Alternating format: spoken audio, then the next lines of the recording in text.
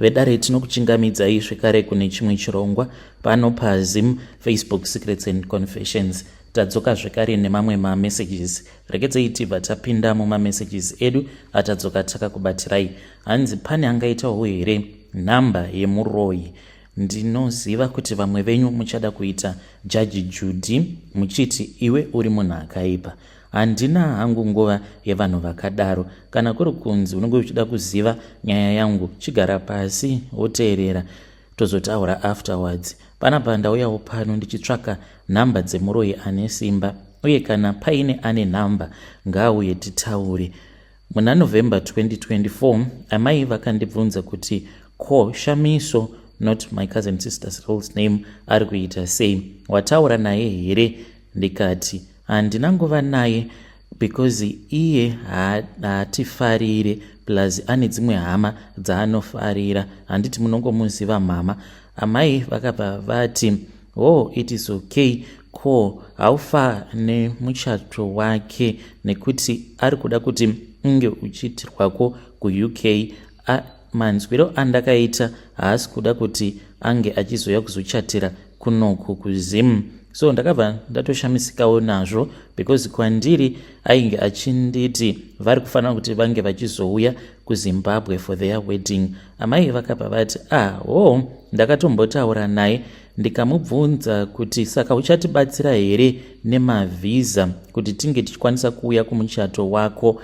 Akangondinyararira kungoita blue tick zvake. Ndakabva ndati iri bho mama, pane zvaari kuzviitira hake ende ane chaari kuda kubva kwatiri. Amai vakabva vati no, it is okay. Iye ava kuvhaira nekuti ari kudanana nemurungu wake achifungidzira kuti zvimwe kuda atova Queen of London, but it is okay, tichaona kuti tichazvifambisa sei. Ndakazovabvunza mama kuti tichaita sei nai mama. Vakabva vati kwandiri no, iwewe tanga wauya kunoku. So pandakazoenda kuZimbabwe takabva tachizotanga kufamba, takasvika kuGuruve uko kwandichati kuna ambuya Chihuri, not her real name. Tasvikako kuGuruve kuya ndo patakabva tachizobatsirwa. Pane zvitatu zvavakatibatsira uye zvekare pane zvitatu zvavakati tinofanira kuti tige tichizouya nazvo. Saka Shamiso uyu hakusi kunzi akaenda kuUK a very long time ago, ainge achitombogarawo kunoku kuprovince kwandiri kugara, kunyange pamba pangu aitombogara.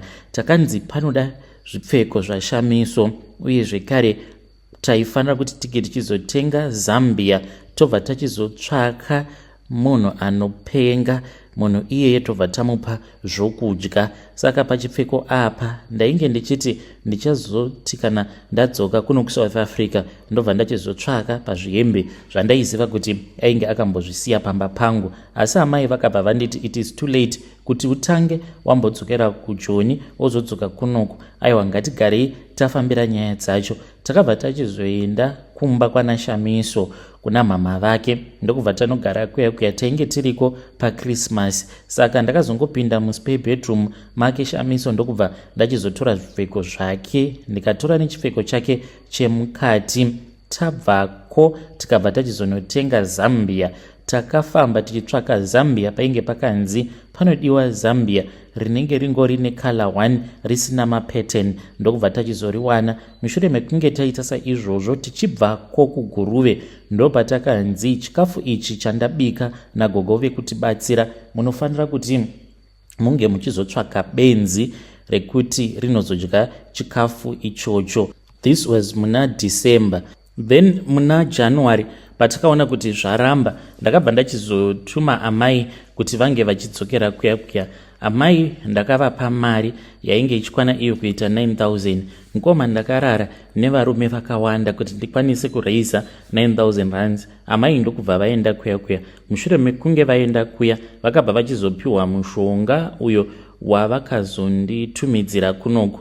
Mushonga wacho iwoyo ndio wandakachizoshandisa kuti ndige ndichisunga zita rake, tichiti zvimwe kuda achatanga kurwara. Takapisa mashizha emuhacha tikadeketerera kuti ange achizorwara, but hazvina kuita saizvozvo. Patakaona kuti zvainge zvaramba, ndipo apo muna February pandakabva ndachizomukumbira Shamiso kuti anditumidzire hembe. Akatumidzira hembe imwe yandainge ndakamboona akaisa pastatus ikauya kuno kuSA neDHL. Ndakaitora ndikaudza amai ndokubva ndavatumidzira vakaigadzira, but hazvina zvazvakambochinja zvachose. Ndipo apo pavakazonditi ndinge ndichizodzokera kumba apa mainge muri muna end of Feb, taona kuti Shamiso haana kufa. Tainge tasangana neimwe n'anga, but n'anga iyi ivo amai vanoti vakambodhila nayo mainge muri mugore ra2017. So vakazowana manumbers ayo zvekare ndokubva vanditi mwana uya kunoku kupinda busy mukoma kurova ma-up and downs ndichidzokera kuZimbabwe kana murungu. Ndakatomudza kuti amai vangu vainge vachirwara. Ndakati ndaendako kuZimbabwe tikabva taenda kumba kwen'anga iyaya kwava kutanga kubetserwa kuti 1. Saka n'anga iyo yakabva yachizotipa mvura iyo yatakanwa umwe noumwe cup. Mvura iyoyo yainge isinganaki. Makambonwa mvura yakashisha here? Takavabvunza kuti mvura iyoyo wai yainge yakashisha isinganaki. Vakabva vatiudza kuti yainge iri mvura yainge ichangobva mukugezeswa chitunha. Zvinova zviri zvinhu zvekuti hei zvakatirwadza kuita sekunge ticharutsa. Tikabva tachizopiwa zvekare imwe yatakanzi mvura iyi ndiyo yamuchazonomwaya ikoko kumba kwana Shamiso. Takazoenda nekumba kwavo tichibva kumba kwasekuru vaya ndokubva tambogara kwemazuva. Usiku hwoga naamai tairangana tozosangana panze paya vanhu pavanenge varara, tobva tatanga kumwaya mvura yaiya yainge yakabva mukugezeswa chitunha kuri kudaidza mweya werufu pamba pana Shamiso, but kusvika pari nhasi hazvisati zvashanda. So handisi kukunyeperai, chandiri kungoda ndechekuti ndinge ndichikwanisawo kuwana manumbers. Ndaifungidzira kuti pane zvose izvo zvatakaita Shamiso ndichakwanisa kumuroya so that asazokwanisa kuchata, because akativhairira. Ndinoziva kuti vamwe vachati konhai hanzvadzi wabatwa nemweya wakaita sei, but kana uchida kuita Jaji Judy enda unotambira kure. Inini chandiri kuda inhamba yemunhu anogona basa. Pari zvino 9,000 rands iripo. Kana Shamiso akafa ndozokupa before muchato wake. Ndinokupa muripo wako wakakwana. Handinawo nguva yekutamba. Ndiri kuda kuti ndinge ndichiita zvinhu izvi zvatiri kuda kuti tinge tichiita naamai vangu. Kana variko mukoma vari kuda mari, ngavakupei mafone numbers, mobva mazondipa mafone numbers acho, then ndobva ndachizotaura nevanhu vacho vanobatsira. Asi ndinokwanisa kungobhadhara chete mushure mekunge iye mbune pache zvake afa, not kuti asati afa. Aiwa, ipapo handizvikwanise kutanga ndabhadhara basa risati rashandwa. Kana mukaposta nyaya yangu ndizivise ndichange ndichizotevererawo ndiri mucomment section. Vedare ndo message iyo yandakatumidzirwa ichibva kuna vanzvedzi vedu. Zvakangoma hazvo vedu we. Pakaipa. Rekedzai tibva taenda panyedu inotevera. Nyedu inotevera yakamira sekudai so. Hanzi makari zvenyu mukoma, ndinokumbirawo kuti munge muchindiposterawo nyaya yangu makavika uchitupa changu. Ininiwo I am a slay queen, ndinoitawo basa rekutengesa muviri wangu. Mari yangu yose yandiinayo ndakaiwana kuburikidza nekutengesa muviri wangu. Kunyangwe hangu ndakaenda kuuniversity, but handina kana kumbogara ndakashanda ini. Ndiri munhu akatongozviudza kuti kondinogoshandirei, nekuti ndinokwanisa kutongoshandisa muviri wangu kuti ndige ndichitoita mari. Dzimwe nguva kutoita mari kudarika vanhu vanotoenda kubasa. Ndakatanga kuita basa iri reupfambi mukoma avenues muHarare, asi ndakabva ndachizosangana noumwe murume uyu ainge ari svikiro, aitawo zvekubatsira. Panguva yacho pandakasangana naye aingobatsirawo vanhu vainge vasina mari, but by the time patakazorambana hamene kuti kundishandisa here kana kutoti iye ainge atogara adzifambira nyaya dzacho kuti ange achizokwanisa kuwana vanhu vane mari, because hakuna n'anga inoda kubatsira munhu anenge asina mari, because anogoita mari yacho sei. N'anga dzinotoda kutobatsira vanhu vanenge vaine mari dzavo nechekare, so that naiyewo akwanise kubhadharwa. Havawanzi kufarira kubatsira munhu anoti ndichazokubhadharai kana zvazodai. Aiwa, ivo vanenge vachitoda mari ipapo. Saka murume uyu ainge achibatsira vanhu vakawanda chaizvo. Pamba pake paingogara pakazara vanhu vazhinji vainge vari vemuHarare, vamwewo ndo vaitobva kunana South Africa. Asi mukomanashi ndakabva ndachizosiyana naye mushure mekunge ndaona kuti mwana wangu ainge orwara. Asi mukufamba ndaitoudzwa kuti boyfriend yangu semunhu ainge achiita zvekutengesa muviri, ndainge ndisingachanzwisisi zvino kuti but boyfriend wacho iye ari kutaurwa nezvake ainge ambori ani. Kudzamara ndazobetserwa nevamwe madzimai avo vakazonditi mwana wenyu uyu ari kurwara. Ndikati ari kurwara, chii chiri kuitika? Vakabva vanditi mune n'anga yamuri kudanana nayo, but n'anga iyi yakatopedza nemi nechekare, zvekuti kunyange ndikakupai minamato panapa, minamato iyoyo hamusi kuzoishandisa, but kana mukasashandisa minamato yacho iyoyo, zivai kuti mwana wenyu uyo anenge atotarisana nechiga cherufu.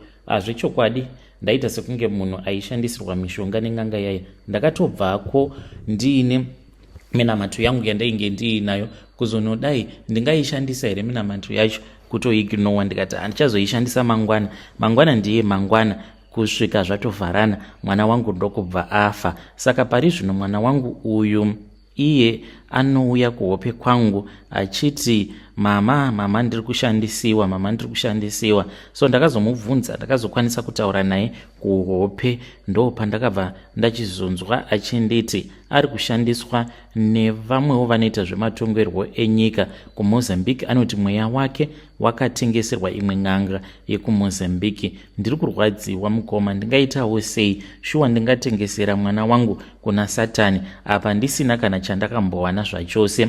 Muna 2017 pandainge ndichiita izvozvo zvechipfambi kumaAvenues, ndainge ndiine maclients akawanda kuburikidza zvekare nemishonga yandainge ndichipiwa nen'anga yangu iyoyo yandainge ndichidanana nayo. Aindida, the reason as to why aindida, aiti uri mutsvuku, you are light skinned. Saka ndiyo type yevakadzi vaainge achida, uye zvekare aiti unondigonera chaizvo. Aindipawo mari, aingoti kana akangobetsera munhu waanenge abetsera obva atonditi kuno kundabata mari, is either tobva tasangana mutown, obva andipawo pashoma, opawo mukadzi wake pashoma. Aitoda kutonditengera motikari, asi zvakazoramba. But kana zviri zvipfeko izvi, ainditengera hembe dzinodhura, achindibhadharira rendi, uye aindibatsira achindipa mishonga kuti tikwanise kuwana maclients. Asi mukomanashi zvaakazondiiti, saka zvatainge toita mukomanashi, taitenderera. Munoziva makuva ose emuno muHarare, makuva ose anowanikwa muHarare ndinomaziva. Kana yava nguva yekuti anga achizadzikisa mhiko dzake, taiendako kumakuva na1 am, like makuva ose anowanikwa muHarare. Then taiti kana taenda kuya aibva achizondiudza kuti anoda kuti tinge tichisika bonde. Aitsvaka guva. Mazuva ekutanga ndainge ndisati ndanzwisisa kuti ko wai tichienda kunorara pamusoro peguva tobva taita bonde. Nekufamba kwenguva ndobva ndakabva ndachizotanga kuverenga mazita pamatombstone. Ndobva ndatoona kuti ko munhu uyu wacho anenge aine guva raanenge asarudza anenge ari munhu akatomboitwa mukurumbira, I mean like mapolitician, vanhu vakatomboshanda kumaredhiyo uye n'anga, maprofita, vanhu vainge vaine mukurumbira including mamusicians. Ndo ainge achindiitisa izvozvo. Taiti kana tarara pamusoro peguva kudaro, obva adeketerera, obva amwaya fodya pasi. Akabva achizotanga kuita mari. Then achiita mari kudaro mukoma, ndo pandakatanga kuonawo kuti inini kusaiti kwangu zvinhu zvangu zvainge zvava kuita zvichioma, uye zvekare mwana wangu akabva achizotanga kurwara. Mwana uyu akarwara mukoma. Mukuzofamba ndo pandakabva ndachizoudzwa kuti aiwaka, murume uyo wamuri kufambidzana naye pane nyaya iripo. So mukomanashi ndichiuya panapa, ndiri kudawo help. Mwana wangu uyu ari kushandisiwa. Anotouya kwandiri achiti mama, ndiri kushandiswa, ndibatsirei. So handichazivi kuti ndoita sei, because iye anongoti pane munhu ari kundishandisa kuno kuMozambique anoitawo zvematongerwo enyika. Kana ari semurume uyo wandakambofambidzana naye, zvinonetsa pari zvino kuti ndinge ndichikwanisa kutaura naye, because naiyewo atova munhu wekuti anongoshandidzana nevanhu vane mukurumbira nevanhu vane mari. Pamba pake hapasvikiki, because mukadzi wacho akatombondibhejera pafoni akanditi, iwewe ndiri kuda kuisa rukawo rwekuti murume wangu akangorara newe chete unofa wakaita zvekuzvimba dumbu. Vamwe vakadzi vose handina basa navo, avo vaanofambidzana navo, wandisiri kungoda ndiwe chete. Saka mukadzi wacho atori negrudge neni, ende hapana pandingamboita beji nemukadzi wen'anga. Kana iye anotozviziva kuti ndakatombonetsana nemukadzi wake, but mukadzi wacho ndiye aingonetsana neni ndisingamupinduri, akangonditi nyarara, because unokwanisa kuzomutsa dzimwe hondo dzekuti kana dzamuka hondo dzacho idzodzo, kana mhepo dzinenge dzovhuvhuta, haungambofi wakazokwanisa kudzidzikamisa. Saka ndaiti kana ndikatukwa ndoramba zvangu ndakanyarara. Ndichiyawo panapa padare renyu, ndikudawo kuti munditsvakirewo vanhu vanokwanisa kundibatsira. Chinongondirwadza ndechekuti mwana wangu ndinongogara ndichingomurota, anouya kwandiri achiti mama ndiri kushandisiwa nemunhu anoita zvematongerwo enyika kuMozambique. Ndoitawo sei muri yeZimbabwe? Please help me. Ndichange ndichizotevererawo ndiri mucomment section. Vedare ndo message iyo yandakatumidzirwa ichibva kuna vanzvadzi vedu. Ngatizamei kuti tinge tichitaura navo vanzvadzi vedu ava mucomment section. Strange things indeed they do happen in this world. Zvakangooma hazvo veduwe. Nyaya yedu inotevera yakamira sekudai so. Hanzi makati zvenyu mukoma, ndinokumbirawo kuti munge muchindiposterawo nyaya yangu makavikawo chitupa changu. Mukoma, ndiri munhu wekuti ndakatomboraramawo upenyu hwepamusoro-soro, asi nhasi ndiri kushanda hangu muno muSouth Africa kunge muranda. Ndinoshandawo paprazi, kana muchiziva maprazi anonzi AZZ2 muno muSouth Africa. Ndainge ndimbori munhu ainge atori nezvimari zvake, not like very rich, but ndaitovawo nemari, ndiine vashandiwo vakawanda. Ndainge ndiine mabhekari 3 muHarare. So zvakazongoitika mukomana she, ndikangoti maproblems angu ose akatangira apo mudzimai wangu paakashayika. Mudzimai wangu ndingangoti she was my rock, because she was a prayer warrior. Nguva dzake zhinji aingonamata nekutsanya, so kunyange kwainge kuine vanhu vainge vachida kundiwisira pasi, ndaitoona kutoti apa ndanzvengeswa apa. After mudzimai wangu ashayika, mabhekari angu ose mukoma, motikari dzangu zvekare neimba yangu zvose zvakasvika pakungoparara. Ende vatete vangu nemuvakidzani wangu ndivo vakandiroya zvekuti ndakagumisidzira ndisisina kana shamwari, ndisisina kana munhu ainge achida kundibatsira nekuda kwematambudziko avo andainge ndichisangana nawo. Ndingati gore randakanyatsokuita mari mainge muri mugore ra2009. Ndakakwanisa kureiza mari ndikabva ndatovakawo imba muBorodale, iyo yandakazotengesa. Ndo chinondirwadza pakuti ndakaitengesa imba iyi at almost half the price yandainge ndaitenga nayo. Iyo mari yacho ndinotoshaya kuziva kuti yakamboshandeiko, because ndakazotosara ndisina kana senti mukoma. Motikari ndidzo dzandakatanga kutengesa ndokubva ndachizotengesa imba, zvinhu zvikabva zvatodhakwa. On top of that, ndainge tiine umwe uyo ainge ati tikanohodha mabhero kuMozambique zvinobva zvafaya. Ndaiti kana ndikahodha mabhero aya dzimwe nguva waizotongomatengesa, so that unge uchizotongodzosawo mari yako uchingotenderedza mari kusvika ndisisina kana mari yacho yekutenderedza, ndichingoisa mari mubusiness chete. Then ndingangoti ipapo ndo pandakaona kuti life yangu yainge yadhakwa, ndokubva ndachizobatwawo nepfungwa dzekubuda muZimbabwe ndikabva ndachizouyawo kunoku kuSouth Africa. But ndaike nditombori munhu wekuti ndaisatombobhilivha kuti kune chinhu chinonzi muroyi. Mushure mekunge mudzimai wangu ashayika, ndo pandakabva ndachizoona shiri iyi ndakaiona yainge yakafa, yakatoita zvekutogadzikwa pambhedha pangu. This was after ndatangawo kungofambidzana nemwana wepanext door. ndinoziva kuti kune vamwe vanhu kunzoko vachati ko iwewe waigofambidzana noumwe mukadzi 2 months after mukadzi wako ashayika, but zvinongoitika. I guess maybe ndo zvatiri isusu sevanhurume. 2 months later on ndainge ndatova negirlfriend ari mwana wepanext door, ainge achiuya pamba pangu otsvaira obika uye zvekare achibikira nevana, tikabva tachizotanga kufambidzana. So dambudziko rakazoitika paari nderekuti amai vake vainge vachida kuti ndinge ndichimuroora, but ndakabva ndachizofind out kuti ainge ari munhu aidanana nevarume vakawanda uye zvekare ainge aine pamuviri ipapo ainge achida kuti ange achiti ndepangu, but ndikabva ndaramba ndikati hakuna zvinhu zvakadaro, because ndainge ndakanyora pasi madates atainge takatanga kusika tose bonde. Then akabva achizoudza amai vake madates ekumashure, kwava kuda kundimanikidzira kuti ndike ndichinyepera amai vake kuti tainge takatotanga kutorara tose, even mudzimai wangu paainge vachiri vapenyu. Tainge tava vanhu vaigara vachingonetsana. Zvino ivo vakabva vachizoita link nevamwe vatete vangu vanogara kwaMuriwa. Vatete vangu ava vainge vagara vakatondivenga nechekare, ende vainge vakavenga mudzimai wangu, asi kubva mudzimai wangu paakazofa ndingangoti ndipo apo pavakazotanga kuita sekunge vanowirirana neni nekutouyawo pamba pangu, vakabva vachizoita link up nevepanext door. Ndaitofungidzira kutoti tiri kutogadzirisa nyaya ndisingatozvizivi kutoti vanhu ava vainge vava kutoronga vari vaviri kundiparadza. Saka mukufamba zvinonzi vatete vangu ndivo vakazoenda vakanotsvaka mishonga iyo yavakazopa girlfriend mwana wepanext door. Iye akangoya achingondinyengerera, saka iye aida kuti ange achindibikira mushonga iwoyo uri mushonga womupfuwira, but zvikabva zvachizoenda nepamwe. Ndakabva ndachizotanga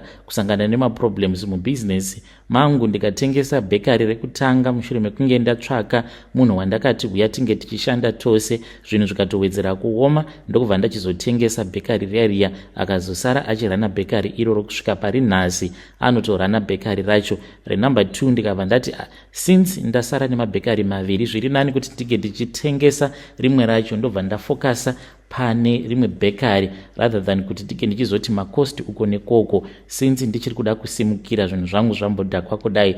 Ndo mistake yandakaita kunotengesa rimwe bhekari riya iro rainge rasara riri 1. Ndakatanga kusangana nemaproblems mukoma, problems after problems, ndo pandakabva ndachizongorivhara bhekari riya ndikabva ndatengesa motikari ndikasara ndisisina kana mari. Ngoma zvinhu zvinombooma kusvika palevel rekuti motikari ndisati ndadzitengesa ndakatanga nekutengesa mabhatiri emotikari kuti ndinge ndichikwanisa kutenga zvokudya mumba. After that ndikazonodzitengesa motikari dziya dzisina mabhatiri ndikadzitengesa futi at a lower price. Ndakabva ndagara zvangu ndikati ndichaonawo yekutamba. Zvinhu zvikatowedzera kuoma kwava kuchitengesa imba. Ndakabva ndatengesa imba mukoma. Kana mukaposta nyaya yanguwo ndiziviseiwo, ndichange ndichizotevererawo ndiri mucomment section. Pari zvino ndinoshanda hangu papurazi repazz muno muSouth Africa, but vanhu vazhinji havatombozvizivi kuti kuZimbabwe uko ndainge nditomboriwo munhu ane mari dzake, ndikatombogarawo kunana Borodel kutotenga imba kutovaka iko kunana Borodel. But kana uchida kuona kuti hauna chaunofa wakaita muupenyu, kana kuri kunzi ukaroyewa zvechokwadi, unoita zvose zvaunenge uchifungidzira kuti kana ndikaita chakati ndokuti ndinge ndichikwanisa kuzosimukira, but pane zvose zvaunenge uchironga hapana kana chinobuda. Mukoma ndakasvika pakutengesa imba ini yekuBorodel, ndikati mari iyoyo ndichaishandisa kutanga rimwe business. Hakuna kana kwazvakamboenda, mufunge zvenyu. Zvinhu zvakatowedzera kuoma. When you post my story, please tell me. I'll be following through in the comment section. Vedare ndo message iyo yandakatumidzirwa ichibva kuna mukoma vedu. Ngatizamei kuti tinge tichitaura navo mukoma vedu ava mucomment section. Hey, zvakangooma hazvo vedu we. Hey, pakaipa.